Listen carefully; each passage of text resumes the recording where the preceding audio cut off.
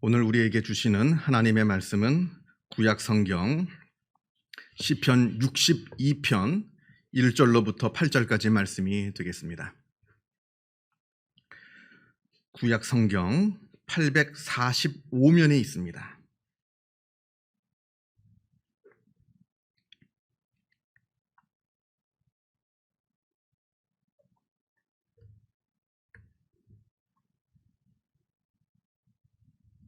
시편 62편 1절로부터 8절까지 말씀을 봉독합니다. 이 계시의 말씀을 봉독할 때에 살아계신 하나님의 음성을 다 함께 들으실 수 있기를 바랍니다. 나의 영혼이 잠잠히 하나님만 바라며 나의 구원이 그에게서 나오는도다. 오직 그만이 나의 반석이시요 나의 구원이시요 나의 요새이시니 내가 크게 흔들리지 아니하리로다. 넘어지는 담과 흔들리는 울타리같이 사람을 죽이려고 너희가 일제히 공격하기를 언제까지 하려느냐? 그들이 그를 그의 높은 자리에서 떨어뜨리기만 꾀하고 거짓을 즐겨하니 입으로는 축복이요 속으로는 저주로다. 나의 영혼아 잠잠히 하나님만 바라라. 무릇 나의 소망이 그로부터 나오는도다. 오직 그만이 나의 반석이시요 나의 구원이시요 나의 요새이시니 내가 흔들리지 아니하리로다. 나의 구원과 영광이 하나님께 있으며 내 힘의 반석과 피난처도 하나님께 있도다. 백성들아 시시로 그를 의지하고 그의 앞에 마음을 토하라. 하나님은 우리의 피난처시로다. 아멘. 인도의 철학자 오쇼 라즈니쉬가 쓴 예수 도를 말하다 라는 책에서 이분이 기독교에 대해서 설명을 합니다. 물론 우리가 이분의 철학을 다 받아들이지는 않습니다만, 그러나 아무리 그렇다 해도 어쨌든 이 책에서 우리 기독교의 특성을 아주 잘 설명하고 있는 부분이 있기에 여러분에게 소개를 해드립니다. 이 책에 나오는 이야기입니다. 옛날 중국 어느 황제에게 궁정화가, 궁에서 이제 그림을 그리는 궁정화가가 둘이 있었습니다. 그 둘 다 당대 최고의 실력을 가진 화가들이었습니다. 그만큼 그 둘의 실력은 서로 절대로 양보할 수 없는 거예요. 둘이 아주 라이벌 관계가 되어서 만나기만 하면 누구의 실력이 더 뛰어난가 맨날 으르렁거리면서 싸움을 합니다.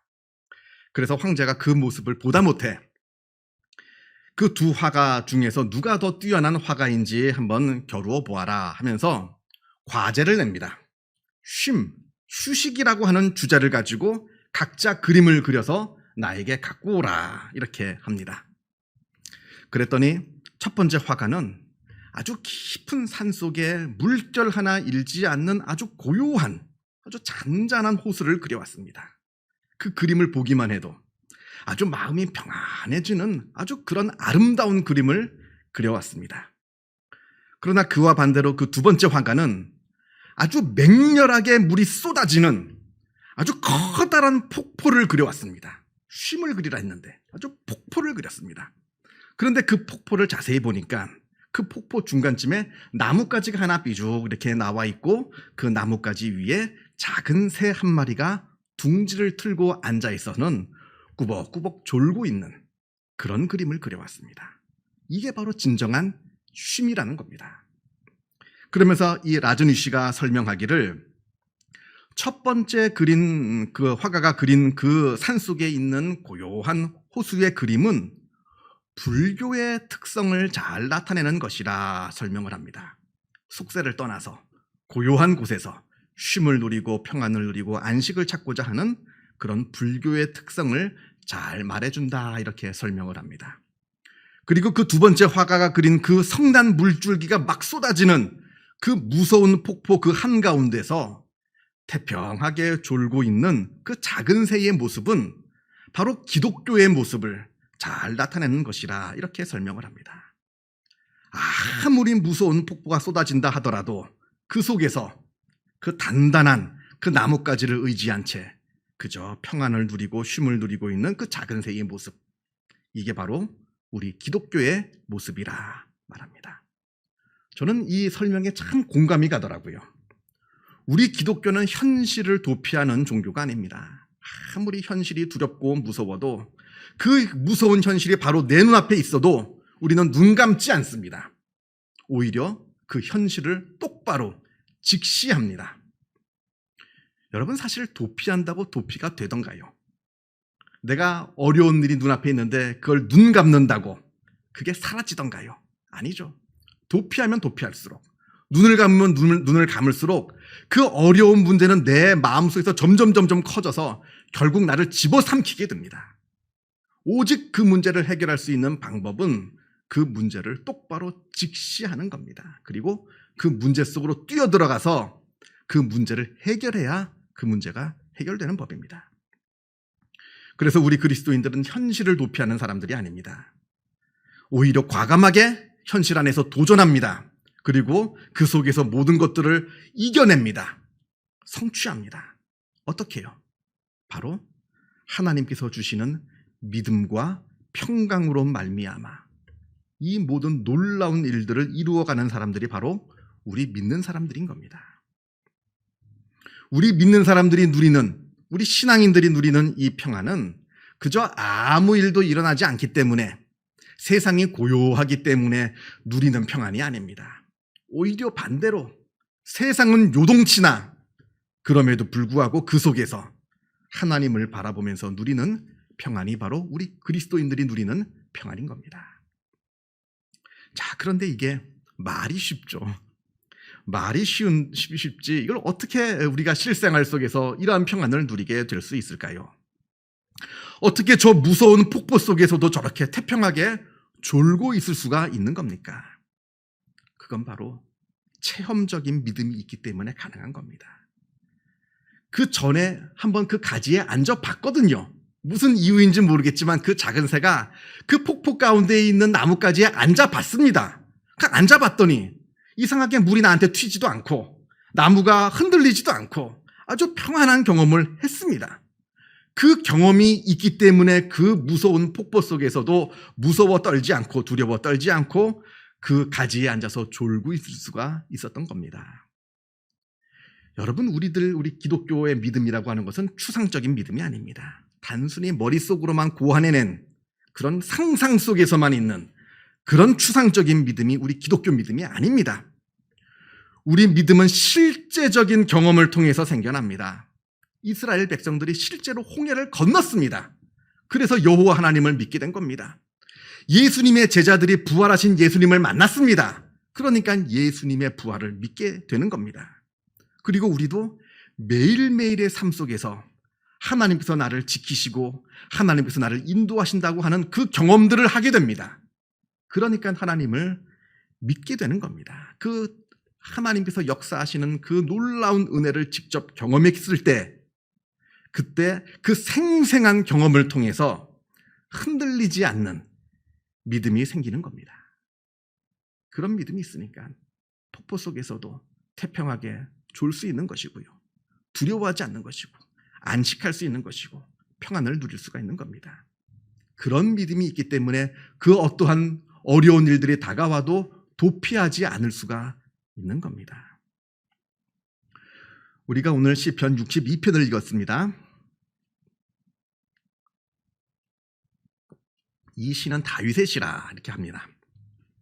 우리가 성경에서 다윗을 보면 다윗이야말로 일평생토록 수많은 환난과 죽음의 위협을 이겨낸 그런 인물이었습니다. 어려서 들의 나라가 양을 칠 때는 사자나 늑대나 그 무서운 짐승들이 자기의 목숨을 위협하는 그런 경험들을 하게 되었습니다. 또 일찍이 군인이 되어서 전쟁터에 나가서는 적군으로부터 그러한 위협을 당했습니다. 또한 정치가가 되어서는 장인인 자기 장인이죠. 사울 왕을 비롯한 수많은 정적들로부터 그 위험들을 당했습니다. 심지어는 나이가 들어서는 자기 친아들 압살롬으로부터 죽음의 위협을 당할 정도까지 큰 어려운 일을 많이 당한 인물이었습니다. 그가 오늘 고난에 대해서 논합니다. 그리고 그가 오늘 논하는 이 고난은 추상적인 얘기가 아닙니다. 그냥 머릿속으로만 상상해서 소설처럼 만들어낸 그런 이야기가 아닙니다. 자기가 다 직접 경험하고 극복했던 그런 고난의 이야기를 오늘 우리에게 들려줍니다. 특별히 오늘 본문 3절에 보면 넘어지는 담과 흔들리는 울타리 같이 사람을 죽이려고 너희가 일제히 공격하기를 언제까지 하려느냐 하는 표현이 나오는데, 저는 이 표현만 봐도 이 일이 그냥 지어낸 일이 아니라고 저는 생각합니다. 실제로 경험했기 때문에 이런 표현들이 나옵니다. 전쟁을 하다가 순식간에 적에게 포위가 되어서 적들이 갑자기 자기에게로 달려드는 정말 죽음의 위기를 실제로 넘겨보았기 때문에 이러한 표현이 나오는 것이라 저는 그렇게 생각합니다. 절대로 상상 속에서만 나오는 표현이 아니다. 여러분, 누군가 실제로 경험을 해가지고 그 경험을 통해서 나에게 주는 교훈은 정말 소중한 겁니다. 우리가 그 말에 귀를 기울일 줄 알아야 합니다. 왜냐하면 그건 돈 주고도 못 사요. 내가 그 똑같은 경험을 하지 않는 이상 그걸 알 수가 없는 겁니다. 근데 그 누군가가 그 똑같은 경험을, 그 놀라운 경험을 해서 그 경험을 우리에게 이야기해 줄 때는 우리가 그 말에 귀를 기울이는 것이 바로 지혜인 겁니다.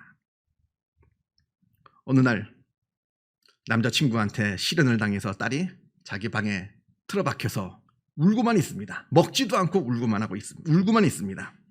그래서 어머니가 들어가서 그 딸을 위로합니다. 괜찮다. 곧 잊혀진다. 그리고 또 곧 좋은 사람을 만나게 될 것이다. 걱정하지 말아라. 그랬더니 딸이 심정질적으로 확 뒤돌아보면서 엄마가 뭘 안다고 그래? 합니다. 모르긴요. 알죠. 그 과거의 이야기를 다 얘기를 못해서 그렇지. 엄마라고 당한 일이 없었으며 엄마라고 누구를 사랑한 적이 없었겠습니까? 그런데 말을 못해서 그렇지. 압니다. 근데 그걸 모르죠, 딸은. 엄마는 모른다고. 다 압니다.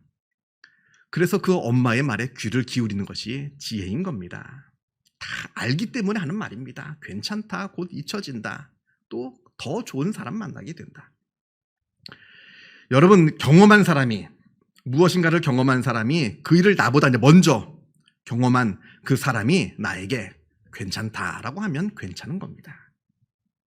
나보다 먼저 경험한 사람이 이렇게 하라라고 하면 그렇게 하면 되는 겁니다.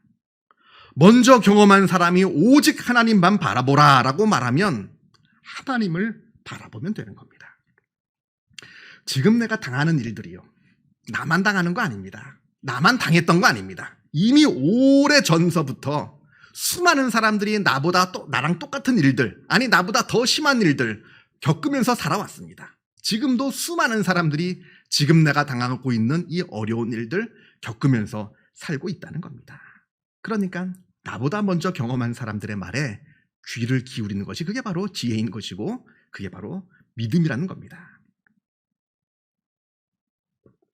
오늘 본문에서 다윗이 마치 담장이 한꺼번에 무너져 내리는 것처럼 일제히 적들이 나를 공격하는 그 위험, 도무지 정신을 차릴 수 없는 그 아주 혼란스러운 그 위험 속에서 하나님만이 나의 반석이시고 나의 요새이시기에 내가 흔들리지 않노라고 노래를 합니다.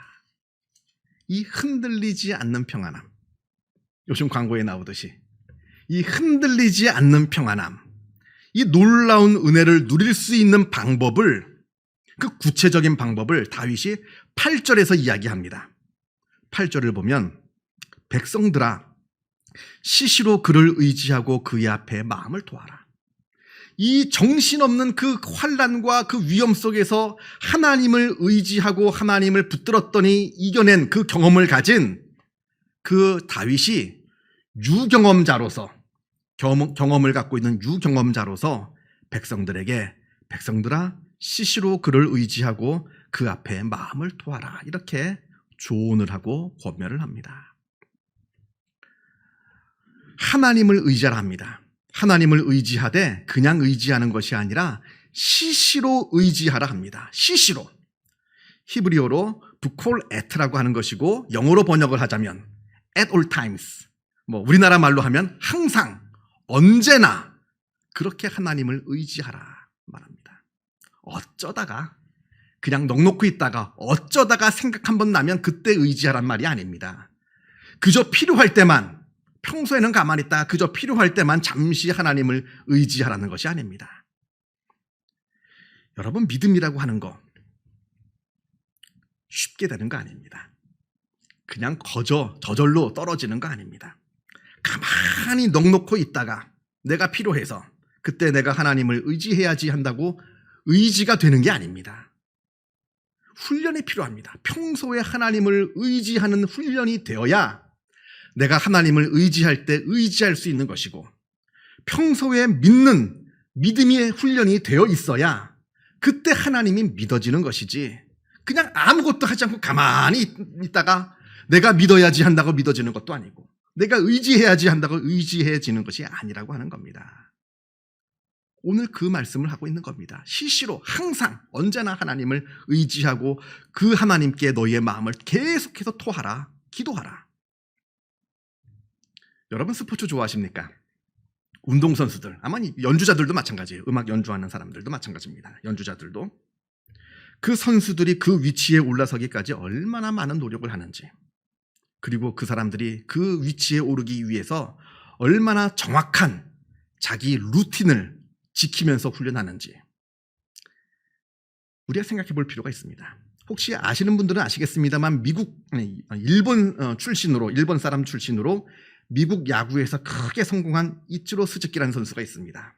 아주 대단한 선수입니다. 이분은 사람들이 말하기를 운동선수가 아니라 수도승이라 말합니다. 수도승입니다. 아주 철저하게 자기 관리를 하면서 아주 정확한 루틴대로 살아가는 그러한 사람입니다.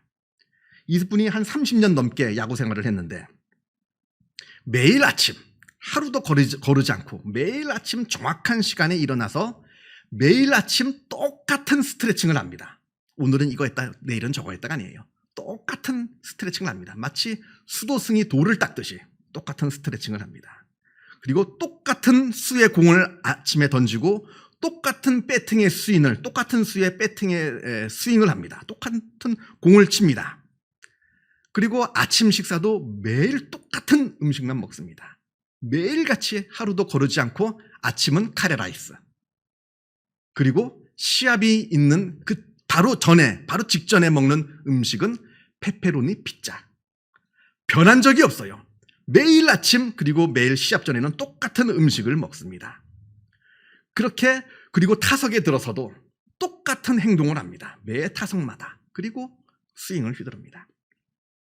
30년 동안 무려 매일 똑같은 그 루틴을 통해서 그 놀라운 경지에 이르게 된 겁니다. 여러분, 우리들의 믿음도 이 똑같은 루틴에서 시작되는 겁니다. 매일 정해진 시간에 기도하고, 매일 정해진 분량의 성경을 읽고, 매 주일 하나님 앞에 나와서 예배드리고, 그렇게 내가 스스로 노력하고 내가 내 루틴, 믿음의 영적인 루틴을 쌓아가야 그때 믿음이 생기는 고 자라게 되는 것이지, 그냥 아무것도 하지 않고 가만히 있는다고 내 믿음 자라는 거 아닙니다. 우리가 꼭 기억해야 됩니다. 가끔 이러시는 분들이 계시더라고요. 정말 믿고 싶은데 믿어지지가 않는다고. 당연하죠. 아무것도 하지 않았으니 그게 믿어집니까? 성경을 읽지도 않는데 어떻게 성경이 믿어지며, 하나님께 기도하지도 않았는데 어떻게 하나님이 믿어지며, 하나님 앞에 나와 매주일 딱 하루 있는 예배도 드리지 않는데 어떻게 믿음이 생기는 일이 생기겠습니까? 마치 공부하지 않는 아이가 공부하지 않으면서 이상하게 성적이 안 오른다고 나는, 그랑 똑같은 거예요. 그래서 내 믿음이 자라나기 위해서는 내가 내 영적인 루틴을 계속해서 지키면서 가꾸어 나가야 되는 겁니다. 요즘 세상을 둘러보면 위로와 격려의 말이 참 넘쳐납니다. 서점에 가보면요, 참 우리를 위로하는 책들이 굉장히 많이 넘쳐납니다. 또 방송이나 TV를 쓰거나 매체를 보면 힘내시라, 잘 될 거라 하는 그 위로의 말들이 차고도 넘칩니다. 많은 심리학자들이 이야기합니다. 자기 스스로를 위로하고 자기 스스로를 격려하라고. 아침마다 거울을 보면서 오늘은 잘 될 거야, 오늘은 좋은 일이 있을 거야, 너라면 잘해낼 수 있을 거야, 이렇게 마치 주문을 외우듯이 자기 자신을 격려하고 위로하라, 이렇게 조언합니다. 물론 자기 자신을 비하하는 것보다야 낫겠죠.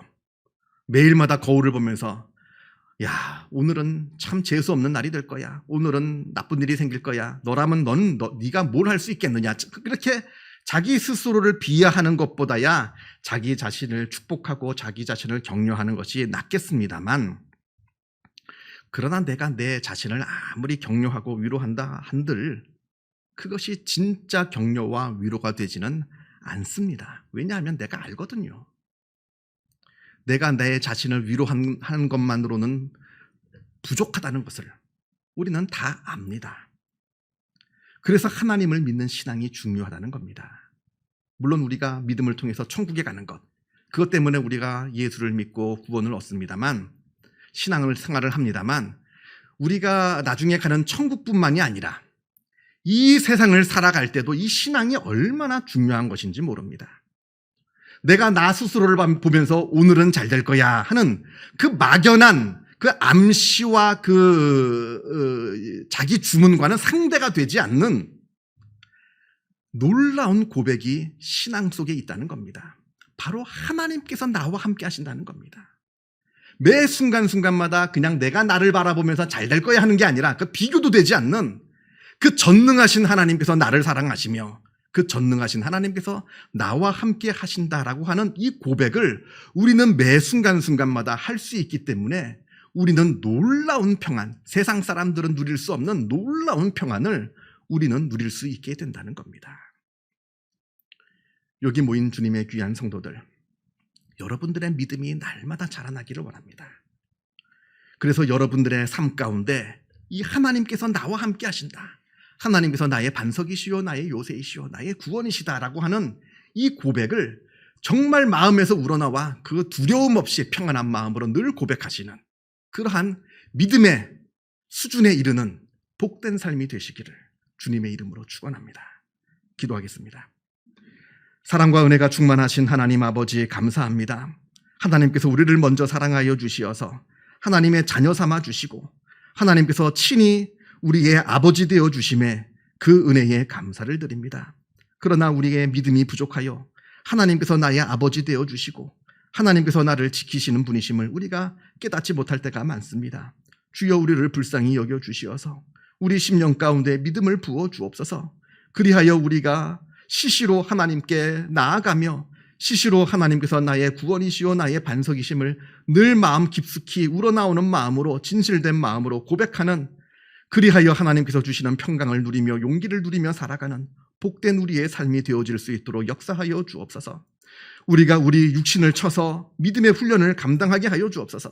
늘 하나님께 기도하게 하여 주시고 정해진 성경을 읽게 하여 주시고 하나님 앞에 나와 예배드리게 하여 주시며 그 밖에 여러 이유들로 우리의 삶이 날마다 하나님께 가까이 다가가는 복된 사람이 되게 하여 주시어서 우리의 믿음이 흔들리지 않게 하여 주시고 늘 평강을 누리며 용기를 누리며 하나님의 은혜를 누려가며 살아가는 복된 우리의 삶이 되어지게 주님께서 역사하여 주시옵소서. 모든 것 주님께 의탁하오며 감사드리오며 이 모든 말씀 우리 주 예수 그리스도 이름으로 기도하옵나이다. 아멘.